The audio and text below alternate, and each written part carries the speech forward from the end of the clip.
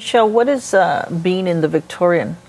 What does that entail? How long is it? What is required? Our program is a minimum of 60 days. Most of our women end up staying 4 to 6 months because we have a step-down transitional program. When we're talking about treatment, I think it's really important to understand that this is a disease of shame.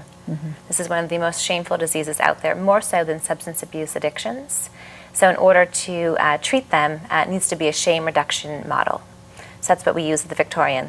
It's a non-punitive based treatment facility. Okay. These women come in broken, so our job is to empower and to build them back up. And what are some of the things you do? Is it all discussion? I mean, I know you have certain it's therapies. a full milieu of different treatment different treatment services, excuse me. So we use individual therapy, we use process groups, group therapy, as well as neurobehavioral learning and neurofeedback. Which is a really fascinating new treatment that I think will be everywhere here shortly. We also use intuitive eating as a base. So as the women come in, they're meeting with the dietitian. When they sit down with the dietitian, the first thing that she says to them is, how can I help you achieve your goals?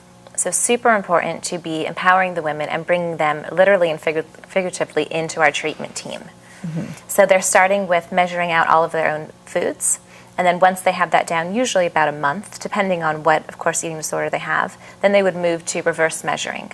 Well, now they are putting the amounts of food on their plate and seeing what is their eating disorder telling them about that portion. Is that portion way too big or is that portion way too small? So once they get used to reverse measuring and they have that down, then they move to intuitive eating, which is hopefully how all of us here today eat. So it's a process and it does take time, and that's okay. Yeah.